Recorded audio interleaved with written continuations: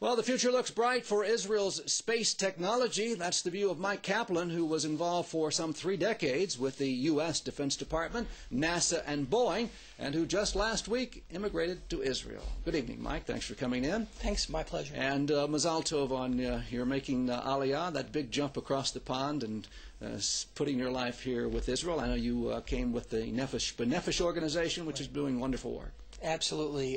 They made the move very smooth and gentle, and so feel very grateful. All right, now I've seen your very impressive CV.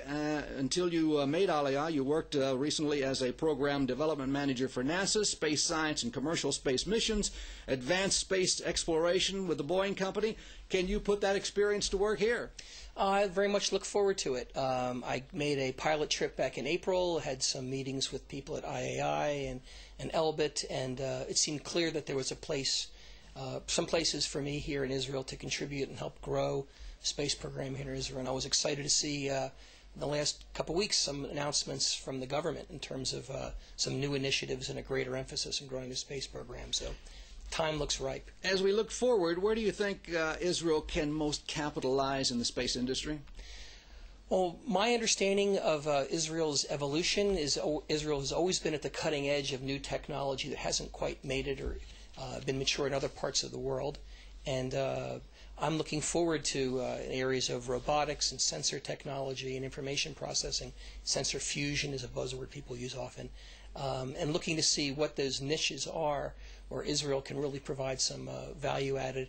And I also want to point out, for example, at NASA, there's been an increasing emphasis for NASA's program to become a lot more international. And I know that NASA is looking for international partners in a much greater way than it has in the past. So the door seems open, possibilities seem endless. President Obama, you mentioned NASA was criticized in some circles recently for wanting to curtail NASA and the U.S. space program, but you don't see that as a problem.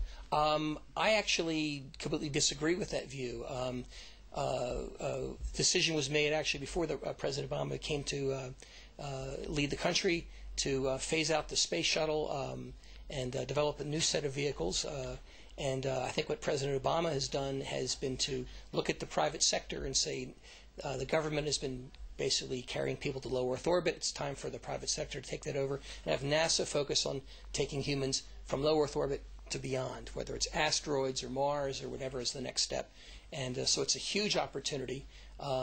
Whenever you transition a major program like the space shuttle program, I mean, some people will say, gee, you know, it's a workforce cutback, but it's exciting. NASA's also emphasizing a lot of new technology, so I think the future is very bright. You sound very optimistic. Mike Kaplan, new immigrant, space expert. Welcome to Israel. Toda.